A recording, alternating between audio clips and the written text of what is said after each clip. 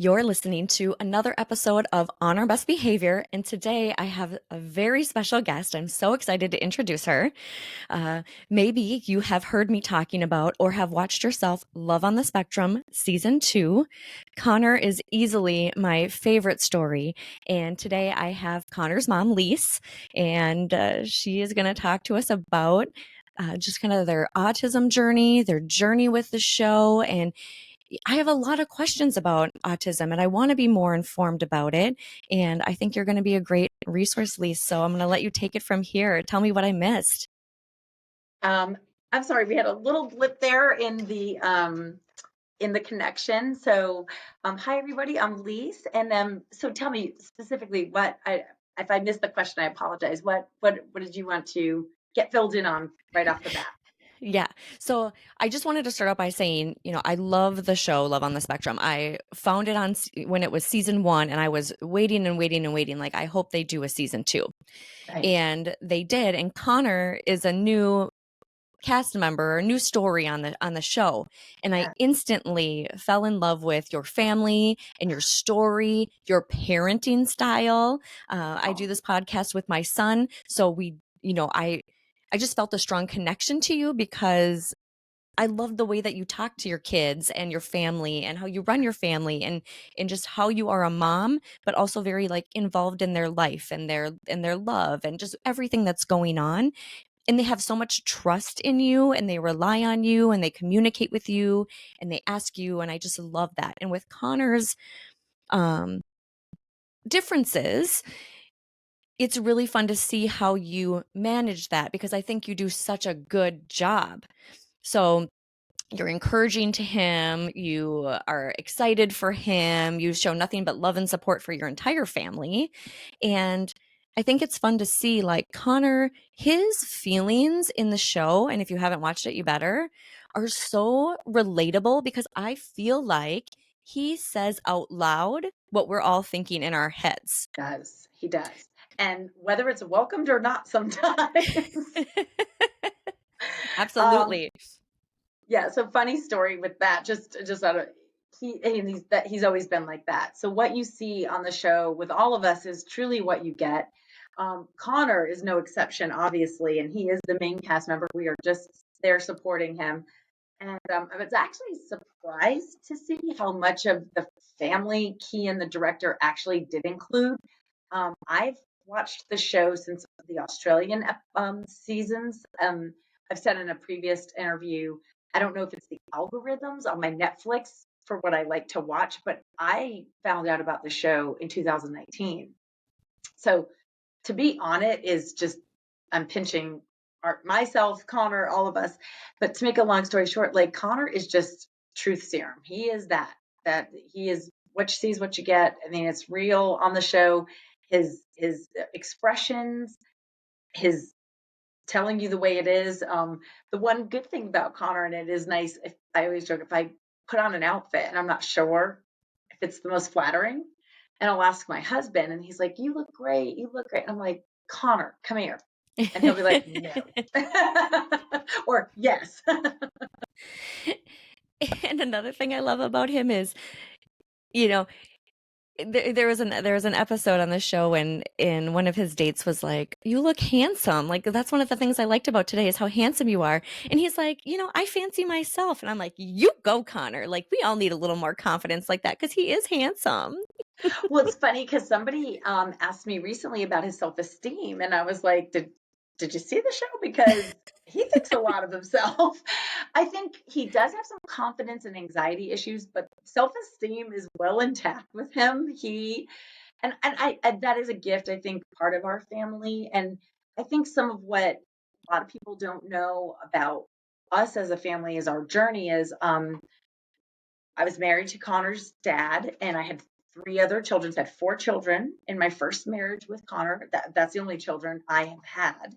I have two stepchildren now in my second marriage, which is a wonderful blended family.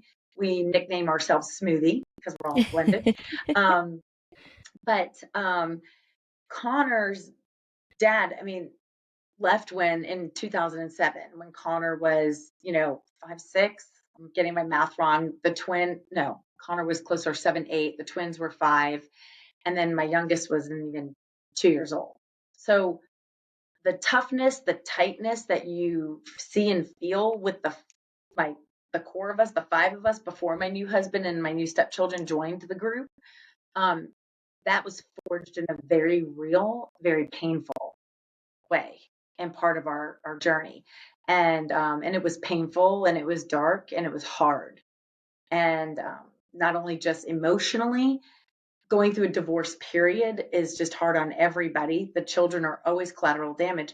But then you step it up a notch with a child who has a neuro diagnosis, and he's not he has these other ways of processing things and feels things and intakes things in a very different way than even his siblings. It magnified the situation, and it made it harder.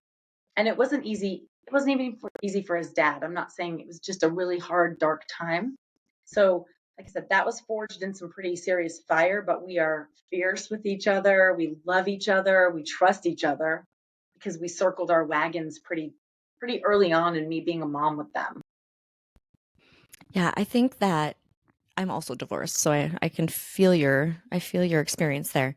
But I think that the kids take divorce in such a hard way because even though it's not about them, they feel like it is so much about them, and they internalize that a lot. And so I'm sure it was hard on all of your children, but Connor, I'm sure, like you said, deals with things in a different way.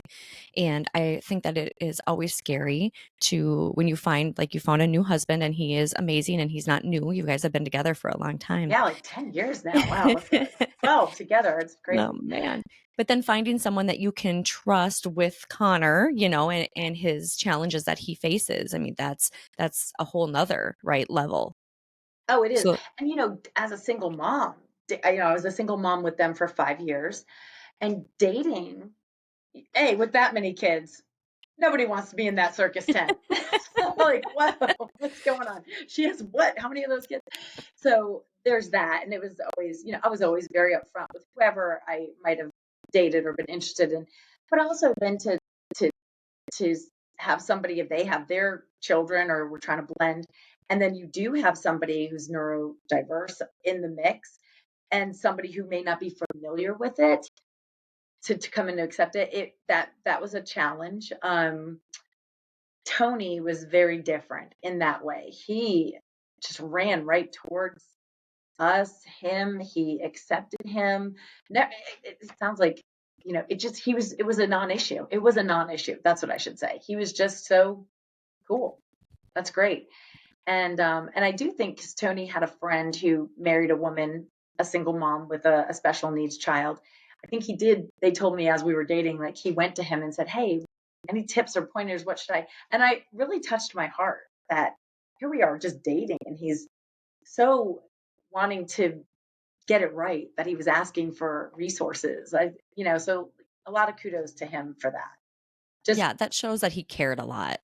mhm. I mean, And and he is, still and and he's still and he's does, but great with yeah. them. Sometimes Yeah. better than me. Which is good because, when we're boy moms, we have a girl's perspective and sometimes they Yes, need a guy's perspective. So totally, totally. Oh. So that was always that was cool. So when did you first become aware that Connor might be autistic, and what steps did you take next after that? Sure. So something about me, when I graduated from college, I graduated with a psych degree, and I ended up working at a school with autistic children in the Mm, outskirts of Boston, which is where I'm originally from. you haven't just slayed stone your whole life? No, I haven't been slinging stone my whole life. That was sales came when mama needed to make some money because she was a broke single mom. Um, so everyone's like, you need to get into sales. You're missing the boat. You got to go sell something. And I just found this to sell. But anyway, Anyway, sidebar there. Connor yeah, always it's a says, little my sidebar. mom No, sells granite. So I just think that's so cute. so my previous life, I came out of college and I got this job, and I was working in the intensive preschool with the children who were newly diagnosed, families that were just kind of reeling and starting to try to accept the diagnosis of their children. And I was this know-it-all 20 something no kids, not married, you know, and probably if I knew me now back then and my situation, I'd probably want to punch me right in the face. But anyway, um, yeah, that was my life. And then we moved, I met my husband, we got married, went to Miami, and I did some home-based therapy with some autistic children and families, and I loved it. Didn't have kids yet. And then along comes Connor. So the reason why that's important is by Connor's 18 months to 2 years, things weren't looking right to me based on my experience of that population and teaching and being close to the families. I mean, I was respite care for some families on the weekends. I mean, I Hmm. didn't have kids. So seeing some of the behaviors, I was like, okay, a little pit in my stomach, but I'm not going to freak out. And it was his second birthday. And we had family in from out of town. My ex husband is British. That's where Connor gets his British accent a lot. And the British grandparents were there. And we all came into his room excited. He was my first son. So excited. Gonna sing him happy birthday. And the child just fell to pieces, blocked his ears, lost his mind. And that coupled with the other things I was seeing, he was walking on his tippy toes. He was scripting shows long after the show had ended, and we were in a completely different activity that had nothing to do with TV. And he was running the TV show with perfect script, and there was no context for it. I was trying to get him involved in play groups, and he was all the kids would be playing and interacting, and Connor was always just off on the side playing on his own. He didn't need anyone to experience share. So my experience with what I dealt with in that population and what I was seeing with him was just not sitting right with me. So I then went on a quest to get him diagnosed. It started to cause some tension between me and my first husband. He was convinced that the child was brilliant and that I was wanting him to be autistic because that's all I knew Oh, to okay. work with kids. So like the fissures and the cracks in that marriage started then. And then went to several doctors from his second birthday around the Boston area and could not get a diagnosis because he was talking and he was looking at me. But I'm like, he's walking on his tippy toes and he's talking about Bob the Builder and he doesn't care if I'm listening. Well, he's talking and he's looking at you. He's not autistic. Okay. We moved to Atlanta, Georgia, and I happened to be at the doctor's office, the pediatricians, with my twins. They had ear infections, and we weren't even there to talk about Connor. But sure enough, Connor, being true to form, was walking on his tippy toes and reciting his most favorite TV show. And I nudged the pediatrician and I'm like, do you see that? And she's like, yeah. I go, do you think that's okay? And she's like, no, I don't.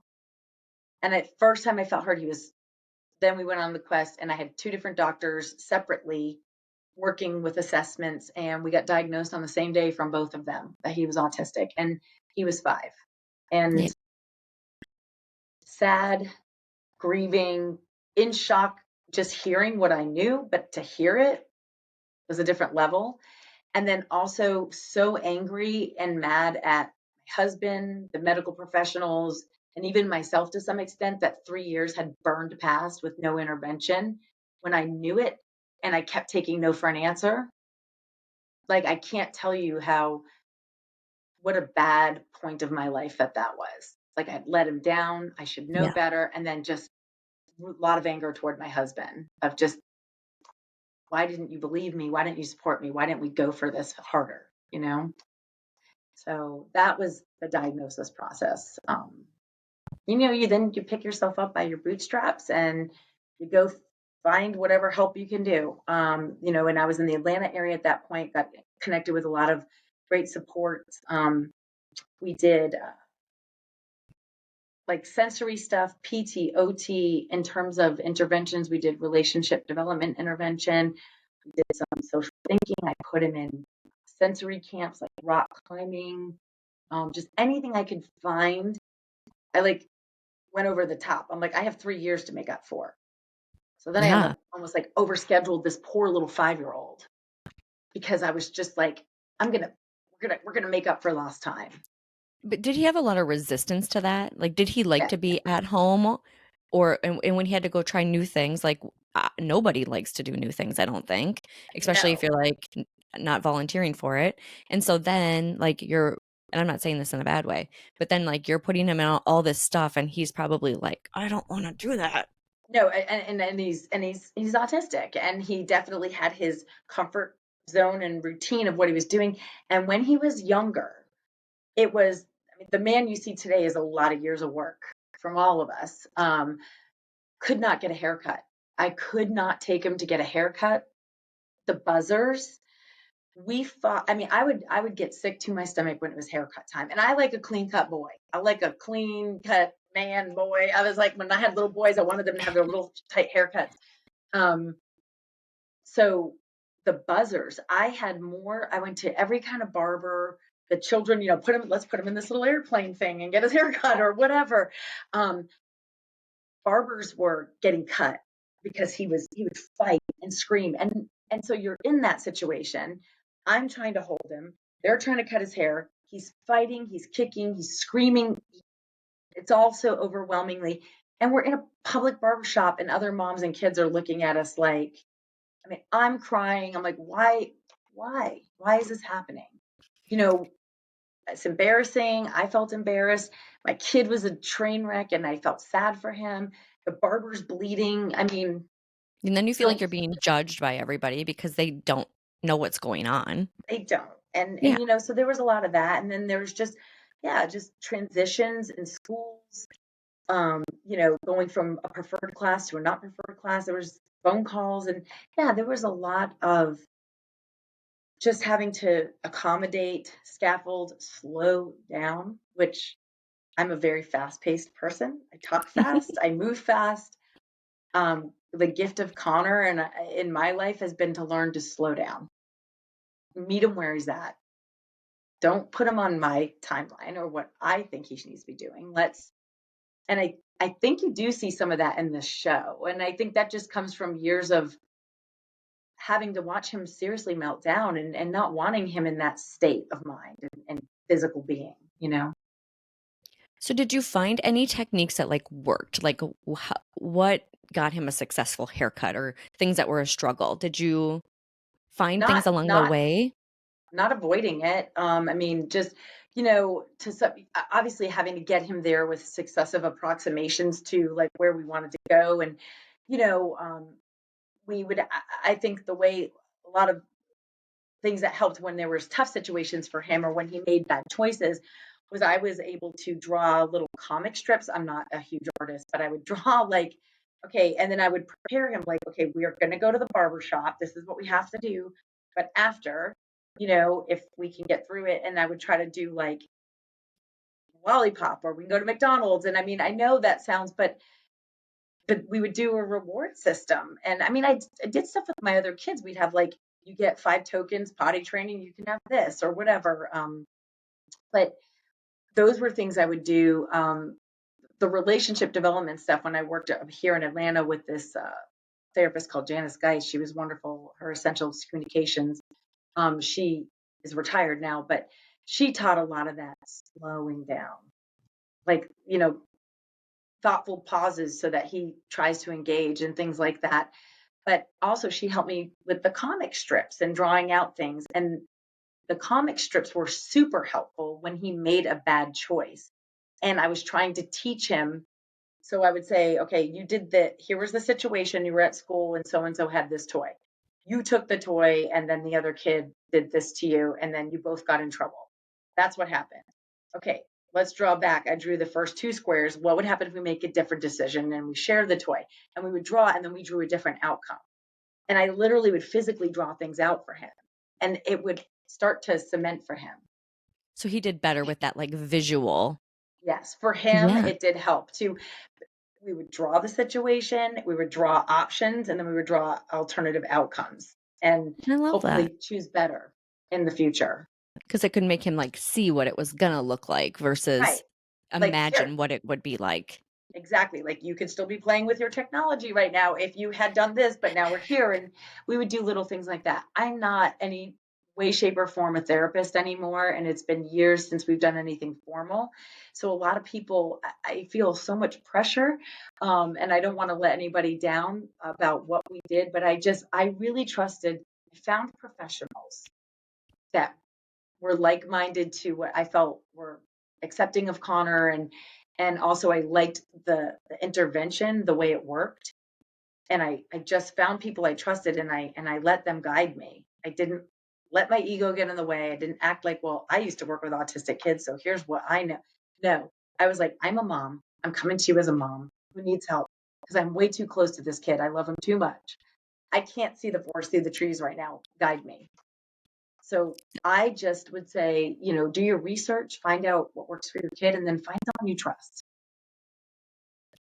How do you strike a balance between addressing Connor's unique needs, but then Mhm. also like now, like with the show on Love on the Spectrum, like you're also trying to help him foster his independence. So, Yeah, that's great. Well, what the show has done for me and has been amazing so that I can help him is I have been so focused. He's 24, he'll be 25 on St. Patrick's Day. I love his birthday. It's the coolest birthday. yeah, Um, it's so cool. Um, so one of the things is the show brought to my attention and watching it with him and then being on it. I have been so focused on, okay, we got to get him a high school diploma. We got to get him a real high school diploma. We're not going to take any shortcuts. And took him an extra year to graduate, but he got it. Okay, now we got to get in the workplace. Now we got to, I had all these milestones I never thought, considered, or pondered. And I did think of social groups for friends, ever a romantic life for him.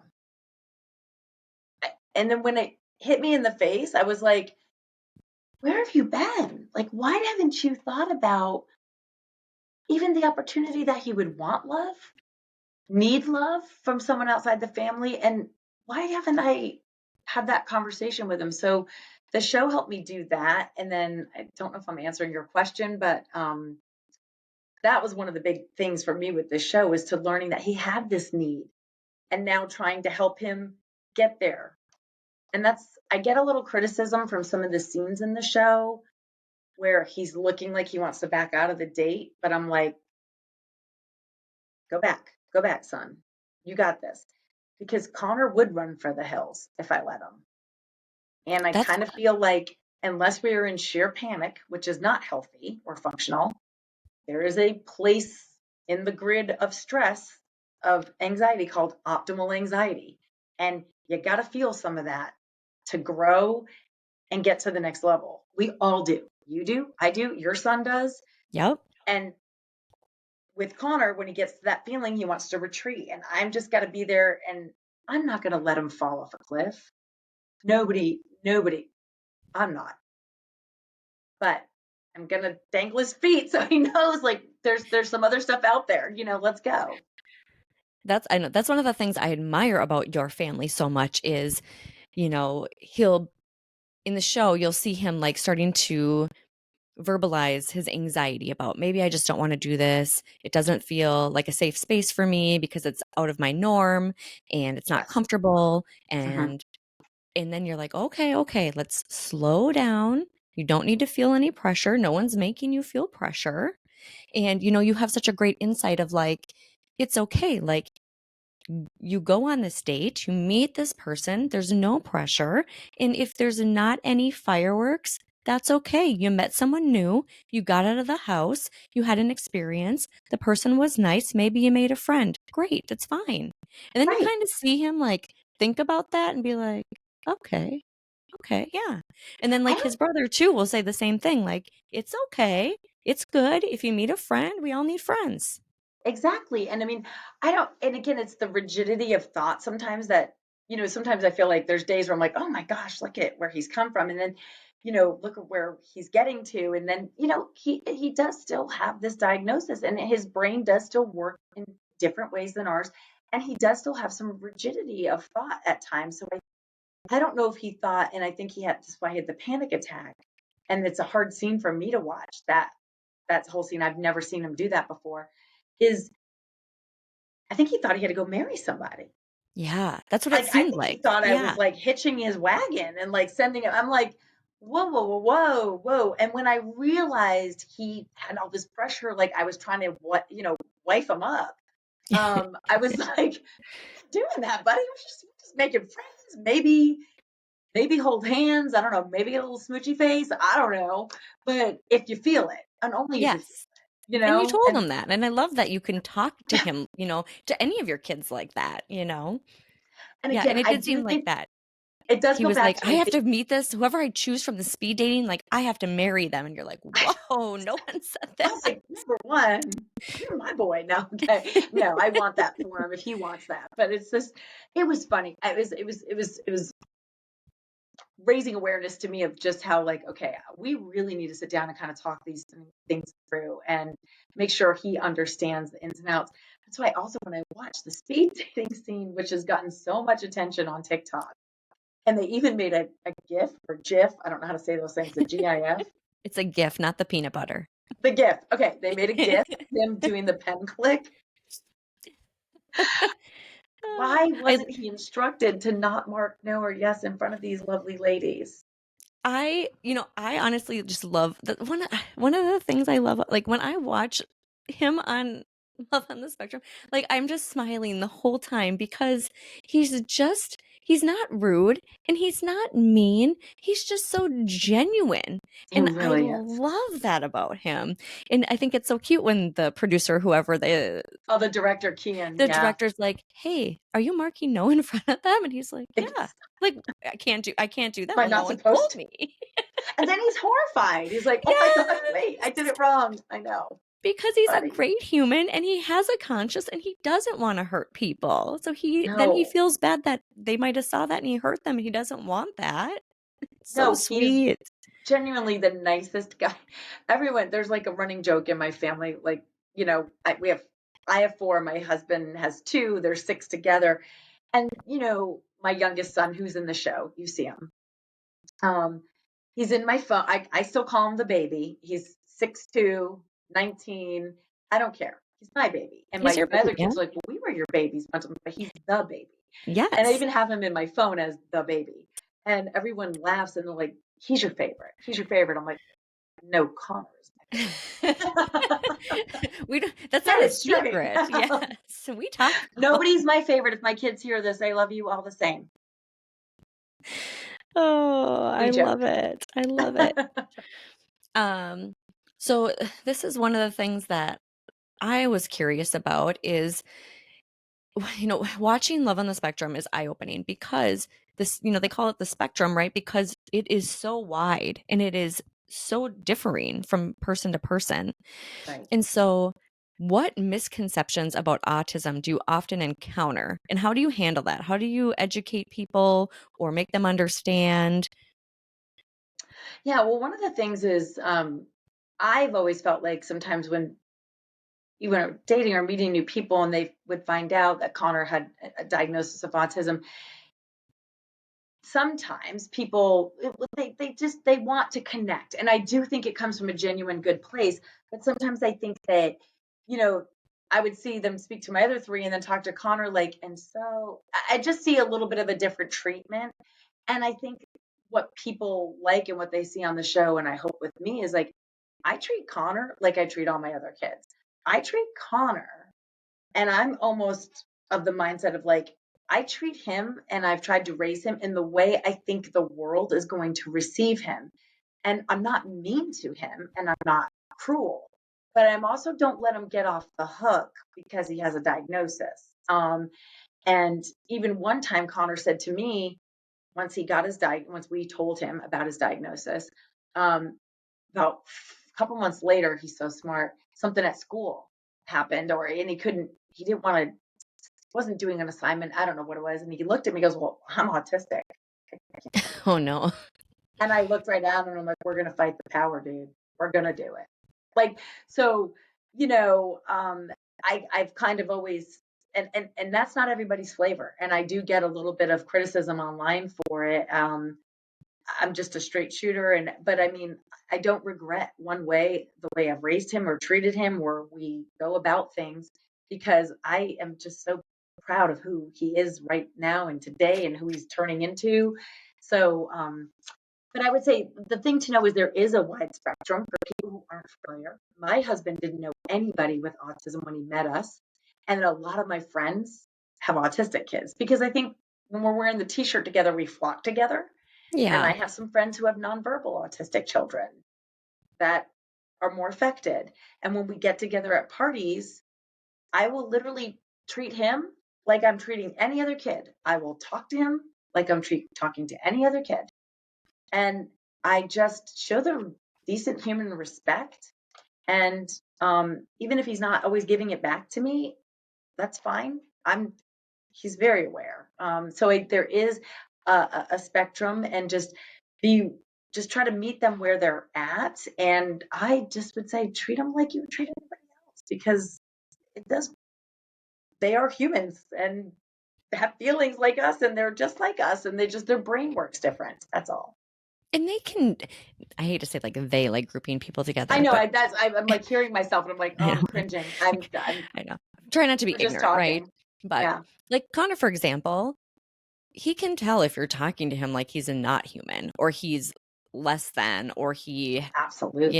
is on the spectrum. So if you want to embarrass yourself, that's all you're doing is looking Right. stupid. And I think there's a lot of autistic people that do get offended saying, like, oh, stop saying we're cute, stop saying we're this, like we have real feelings. And I also think on the show, I mean, and she's just a 28-year-old woman. Danny has a lot of feelings on the show, and I know this is a family show, so I'll just say she has a lot of adult feelings on the show, and she's very verbal about them. And I know she's catching a lot of heck online for it, but she's a 28-year-old single woman, and she's having normal 28-year-old woman feelings. And I just feel like just because she has an autistic diagnosis doesn't mean, she should be getting any kind of criticism for that. I don't know. No. That's my biggest thing is you're right. And it is so interesting just to even see amongst the different cast members from season to season, the different levels of where they fall and their what works and doesn't work for them. And what I'll say about Danny, I have a lot of respect for her because once again, like I think this kind of goes a little bit with Connor too, is she's saying what we're all thinking. She's just verbalizing what she wants, what she Mhm. needs. And a lot of people don't talk about that at all. So I applaud her for being open about that and talking about it, being curious about things and knowing that what she wants in life and trying to find it and being honest and learning like how do I bring up this difficult topic? Like she Right, wants to have sex, right? So she's trying to figure out like how do I find somebody who wants what I want without being disrespectful and right. but also not getting into a relationship where they're not on the same page and I love that about her and I love that transparency. I do too. And I also think, like, then you go to my son Connor, who one thing about his participation in the show, and he was very upfront, is he was like, first of all, he'd never been on a date before in his life, and he doesn't have a lot of friendships outside the family. So another big gap for me, and I amaze myself sometimes how I can just be so clueless, was that part of, I think, the panics and struggles we see Connor go through on the show is part and parcel because he doesn't even have friendship relationships to bounce off of and then try to go to the next level. So we basically grabbed him and threw him in the deep end of the pool of like, hey, we know you've never really had a lot of friends, but now go try to get a girlfriend. And then when I saw the panic and the agitation unfold, I was like, how did I miss that? I wasn't, and so then we try to go back and support. But Connor was very vocal to Kian, the director, and the producer, saying, I'm not gonna just kiss somebody on TV for you. Like he was like not gonna be, that wasn't his comfort zone. He was like, that to me is private. That to me is something like, I think him even holding Emily's hand or trying to, that was amazing to me. I didn't realize he was trying to do that. And then you obviously see he's feeling so many feelings, he gets overstimulated and has to stop. And I love that he was self-aware enough to know, okay, like I gotta come back over here for a minute. That was a lot of whatever. I loved that scene. I just thought it was so cute. Like he asked, like, "Hey, is it okay if maybe I hold your hand?" And she was Yes. like, "Okay." But then like they both were like, "How do we do this? How is it going to feel right or okay or normal or comfortable?" And then it kind of wasn't and they kind of both were on the same page, I think, and they were like, "Okay, well that was fine. We tried it." And then he didn't want to hurt her feelings, which I Yes, it thought I was was so so sweet. proud. He was so acutely aware that him pulling his hand back could offend her. that I was so proud of him that he was being kind of in her shoes and he was trying to explain it and you could tell she was like, we're good. No, we're good. Stop. We're good. And then she pats his shoulder and I just love her for that. I love her so much. Yes. Sorry for spoiling this for people who didn't see, No, but well, you should have anyway, already but watched it. so I mean, so there was that whole thing was just all these new feelings and emotions are being awoken in him. But the guy I see now that we've done the show and we filmed and it's pretty obvious that him and Emily are just friends. That and then they do. They're going to see each other again this afternoon. They get out of the house and they do things as friends. It was cute. I And think that's great Hermione for was. him too, just to even be experiencing a friendship with a female versus just hanging out with Yeah, the guys, you know, and just getting to, it's given him reps for yeah. when he does really want to go to the next level. He's now getting friendship reps, and he needs those. And it was funny. Emily's mom was even like, "Hey, Emily." When it was before Christmas, she said Emily's starting to just feel like a friendship, and I'm like, "That's cool. Connor is too." But I'm like, I see it as a win because they're great adults and they're good people. And she goes, but Emily has a friend that likes medieval swords and things. So like Emily was almost like trying to hook him up. So it That's was cute. awesome. And sometimes, you know, that's another good thing for Connor to understand is a lot of people meet their match, as he calls it, through other mutual relationships. Right. So the fact that he's getting out and about and doing things, we had a family dinner last Saturday night, and we already have a big family, so there's like that. But my daughter's boyfriend's family had come into town for his birthday, so it was a huge table of us and some new faces for Connor that he had never met before. Typically, when we're in an environment like that in a loud, busy restaurant on a Saturday night, all of us together, it's already too much input, too much sensory input. 9 times out of 10, you'll see Connor like this at dinner, just in his phone, and down in his phone, doesn't really want to engage, just like a little bit safer to be in here. Last Saturday night, his phone stayed on the table and he engaged in her boyfriend's brother and wife. I was sitting next to him and I kept hitting my husband. I'm like, Do you see this? and then my daughter was won over for my husband, and I was like, we are just having this whole conversation with our eyes of like, it was it was awesome. It was awesome. There's two more things that I want to bring up about this show Yeah. that I really Yeah. liked. So when he was gonna tell Sasha that he just wanted to be friends, and you did that like practice phone call with him, my heart. And So the way that unfolded was very organic. I get so annoyed when I read that the show's scripted or it's fake. It's not. Sometimes we do have to do a retake just because like my dog walked in or something happened or I fly. I like said something maybe I shouldn't have or referred to something I shouldn't have. But that really happened. We were upstairs and he was nervous because we were going to film, shoot him calling Sasha. And one of the producers was upstairs with us. And the camera guys were downstairs. The director was downstairs in my house. And I think that's where they wanted him to make the call. So he was pacing around and he looked like he was about to kind of kick off like he did at the bagel at the speed dating. So I was like, okay, come here, come on, let's get in your room. I'm like, sit down. What's wrong? Talk to me. And he's like, gosh, I don't know. And I was like, do you want to role play it with me? Like, I'll be Sasha. So let's do this together. And so he's like, yeah. So we started, and the producer's like, stop, stop. What are you doing? And I'm like, I'm just getting him ready because I'm scared he's going to melt down when we do this. And she's like, called the cameraman up, like, they're going to role play this. So they made us stop. So then we genuinely role played it, but we had to stop.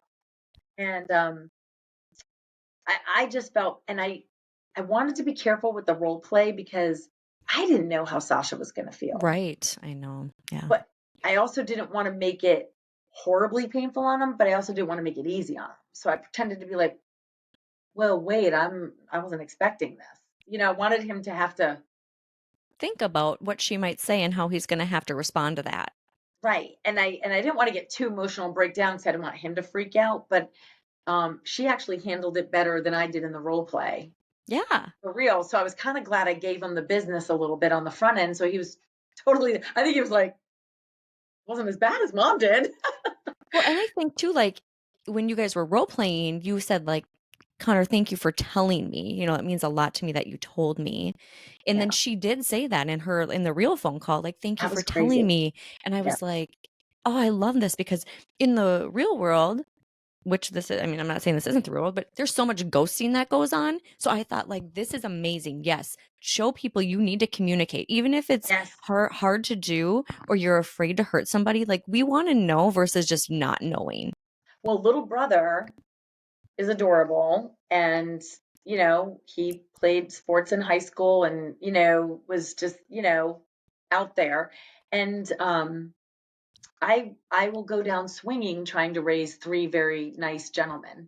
Um, Whether I succeed all the time or not is yet to be seen, or has been yet to be. Some of them haven't been perfect, but and when I joked and I looked at Jack, I'm like, you could tear a page out of his book. But for my point is, I want my sons, all of them, Connor, Jack, Ben, and my stepson Hunter, to know women are to be loved, respected. Connor should be the poster child for every male to look about how to ask for consent. I've Yes. always told my boys, you need to respect women and be a gentleman and don't ever assume anything, um, and respect her space, boundaries. But also, we are not going to just walk away from somebody that you felt enough to take them out or do these things with. You owe them the dignity and respect to do it right and let them know where they stand, because I cannot stand that as a woman myself. Yes. So, on Yes. behalf of all of us women, I'm trying to raise men who at least know that they should be doing that. Right. And I even tell my son, like, this is a few steps ahead, but I tell him, like, if somebody is giving you consent and it might not be the right time for you, or Mm, maybe you're at a yeah, party and there's a situation that's maybe not safe, ideal. Yeah, if they really do like you, it's okay to say no. And yes can come again another time, and that's okay, you know? I mean, So, and these aren't the most comfortable conversations to have. no. And like, and again, I was a single mom. I don't know if you're a single mom or remarried, but Yep.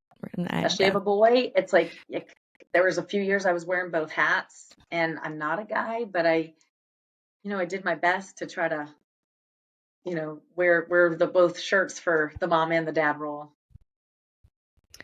And then my last thing I wanted to bring up, this is this really hit home for me too, because I think about this. My son has ADHD.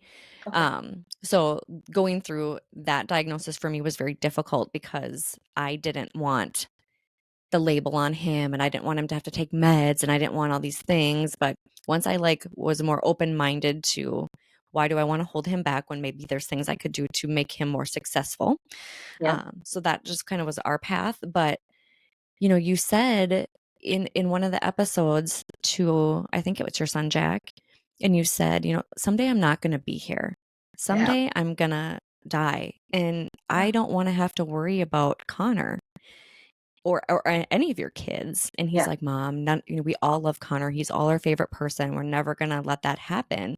But we do worry about that, and we want to make sure that our kids find stability and Yes. happiness, and so that we know when we're not here for them anymore, they're okay.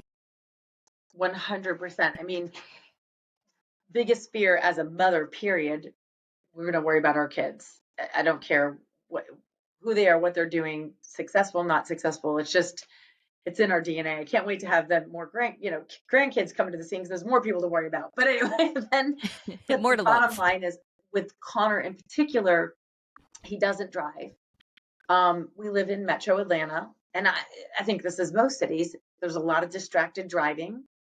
Our zip code in particular is just very populated. There's just a lot of it's not that I don't think Connor would get behind the wheel and be a complete rule follower, but I don't trust other drivers. And then I do think if there was an incident, a traffic incident of whatever kind, how would he be okay in that situation? So he doesn't drive. Thank God we have plenty of resources here that he doesn't need to.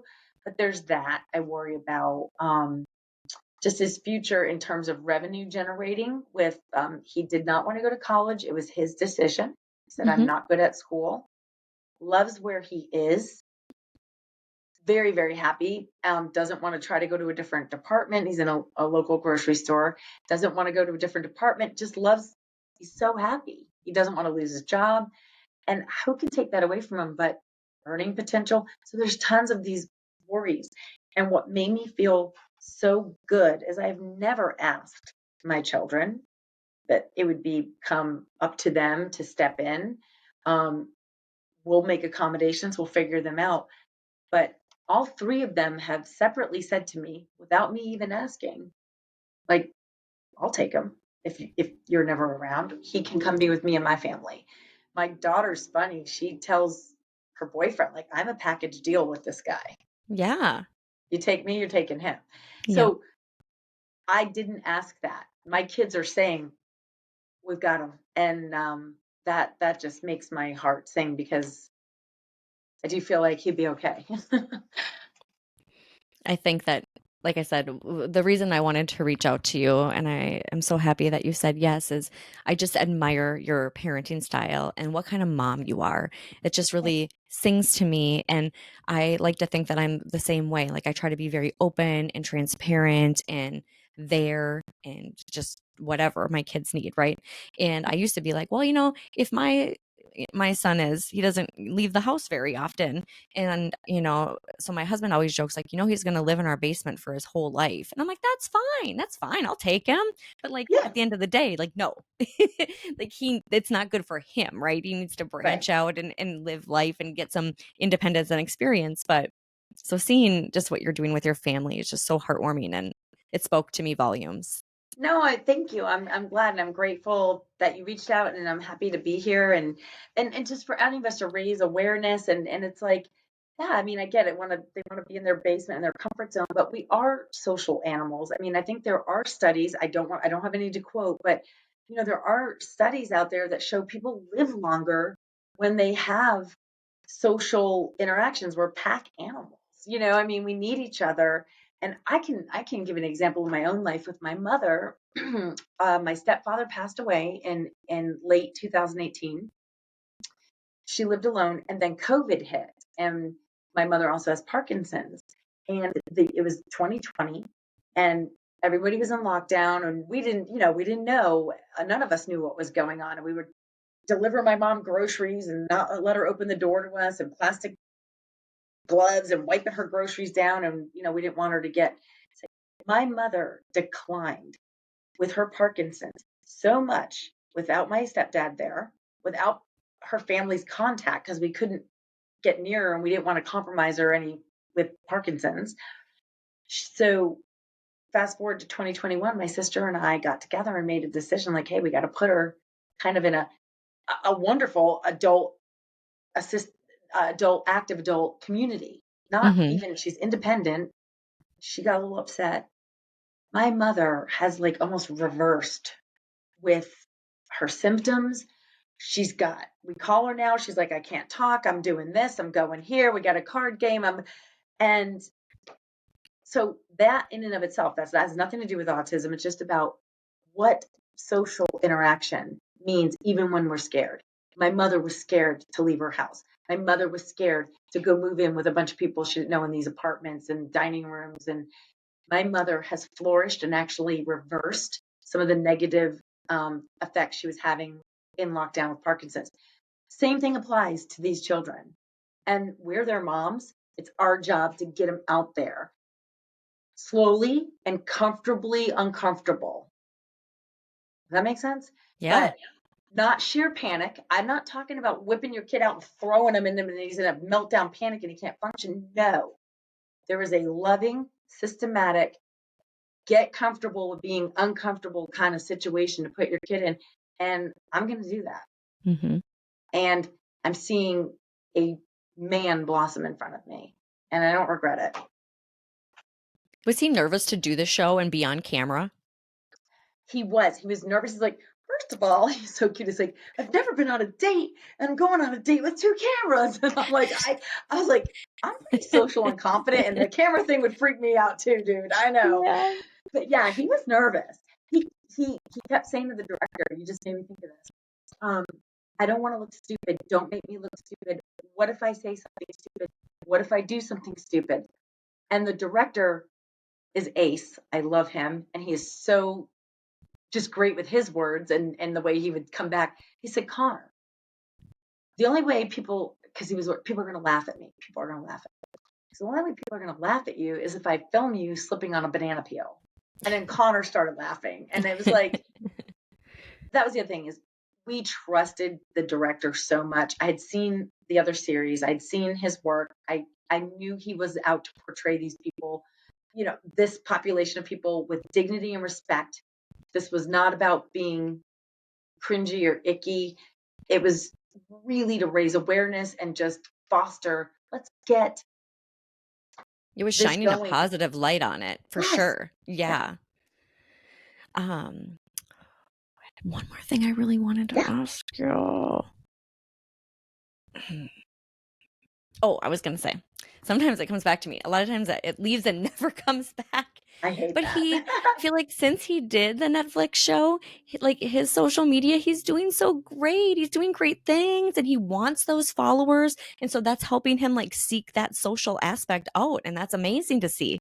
It is. And like, I think what's super, you know, because Connor loves to talk about what Connor loves to talk about is a lot of people are responding to his sword collection and his facts. He's like, I love it. I was like, joke around. I'm like, oh my gosh, I feel like I get to go to work next to Google because like he tells me all these things. And I'm like, my husband will drive him to work sometimes and he'll call me. And this, I always love this line. He's like, this is my favorite phone call. He's like, I just dropped Connor off. And I was like, okay, everything okay? And he's like, did you know that dragon eggs explode underwater? That's how they hatch. And I was like, just called me to tell me. But I mean, yes, Connor's so excited to hear that people want to hear about his swords because we're all like, oh, I don't want to hear about your swords anymore. Okay, yeah, the scabbard, cool, you know. But he's like, this and people are really into it. So yeah, he's It's getting helping him fed. find that community of the Yes. people who like the same things that he likes. And that's something that wasn't going on when he spent most of his free time like this at our house or watching a show or not connecting. Um, he just wasn't growing. And he seemed sad and lonely. And he's even, I would say, before this, he was starting to get a little angry, like just short fused. Yeah. And I remember saying at one point to him, like, this is not you, Connor. This is not my son. My son is not grumpy like this. You're not irritable. What's going on? And now that we're out and about, and I'm like, his mood, there's something to it. And I know we always want our kids to be comfortable and feel safe and okay. But when we get into this stage of life, we the world isn't going to keep them wrapped in cotton wool. And if we're going to have situations, then no safer than me to be a test run because I'm going to catch them when I see it going too far.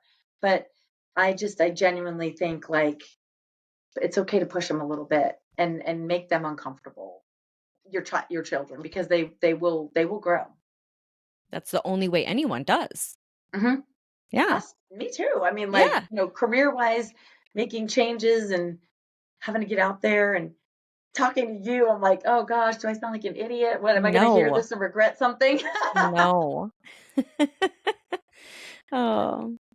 Well, Lise, thank you so much for being on the podcast and talking to me. This was an amazing experience that I was looking forward to. And I Yes, just, thanks for having me. So I, quick, because I did hear yeah, a few episodes. It's you and your son.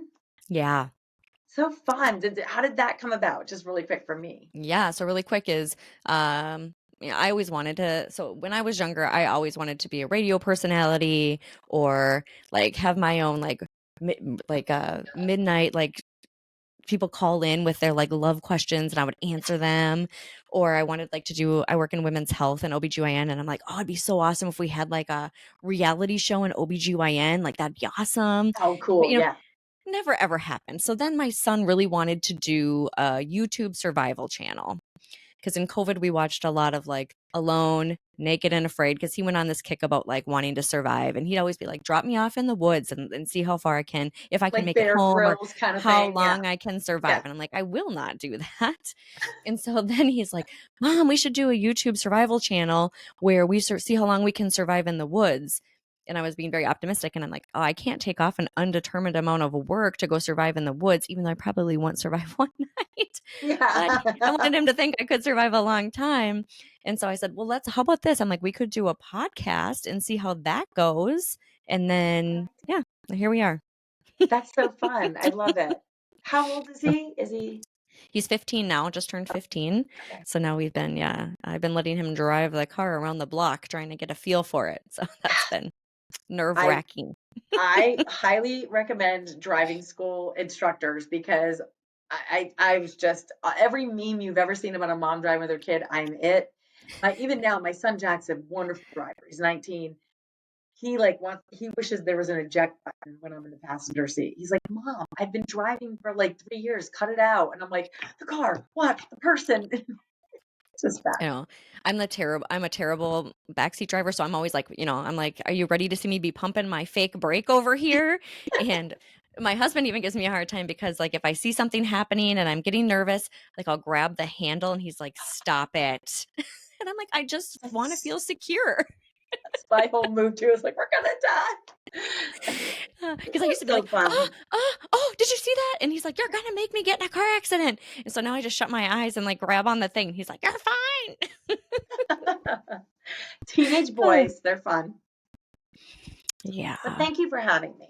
Yeah, absolutely. And I know, and I always tell my guests this, like, now we're friends, so I'll be seeing you around. Yes, absolutely. And I'll be liking all of Connor's stuff that he posts online because he's just the Check out cutest. our YouTube channel too. It's called Oh, Car okay. Rides. Yeah, our YouTube channel is Car Rides with Connor. Okay. It's a I think really I fun. saw it on his Instagram, like a little clippy. Yeah, it's really fun. It really just started because I would come to work and tell my coworkers the facts, and they're like, "You got to write it down." I'm like, "Not going to do that." We started a channel, and it's basically everyone gets to sit in the car basically and see what I've had every morning. And I annoy the heck out of that poor kid because he is a punctual, on time guy and he has to rely on this loose cannon to get him to work. I get him to work late pretty much every day, which frustrates him. And I don't mean to. I don't go out of my way to do it. I just am a horrible manager of time. And At least you can admit that. oh, I'm horrific. I'm not your person if you need to be somewhere on time. So yeah, car rides with Connor. Please go like and subscribe because it's just fun. If you want to jump in the car with the two of us any day of the week, it's that's what it's like. It's very amateur. Our first couple of episodes, the phone is in the cup holders because I didn't have a phone. So you're looking up our noses. So it's great. I do that. Um, That happens to me all the time. yeah. So if you're into some amateur hour YouTube, sign up. Yeah. So I always end too with, I forgot this because I was just getting so excited, but anything else you want to share and where can we find you guys? No, you can find me at Smithinson8. So that's SMITHINSON8 on Instagram. I have a TikTok. It's Connor's Mom 4514. Connor is Connor, I think, on TikTok, and then he's Connor Tomlinson 5 on Instagram. We're over 100K for him, so yay, and we'd love to keep going. And then our YouTube channel is Car Ride with Connor. We'd love you to hit I love like and subscribe. And I can't do it like he does it, but he signs off with "Stay classy, planet Earth." that. I love it. I always end this with thanks for stopping by on another episode of On Our Best Behavior. And we were on our best behavior. I know, and that's a really sarcastic comment because my son and we're never on our best behavior, so that's why it's So funny. yeah, But we'd definitely be friends. all My right. friends who do know me will know I was on my best behavior. Yeah. Well, good. At least, I mean, I usually am when I have a guest, but when you listen to this episode and you hear the beginning and the end, you're probably going to be like, "Oh God, what did I get myself into?" Not at all. Okay, good. I'd rather be with real, genuine people and do that all day long. Very good. All right. Well, Lisa, I'm going to let you go. I know you have to bring Connor somewhere, and we'll see you soon. Okay. Thank you. All the best. Thank you.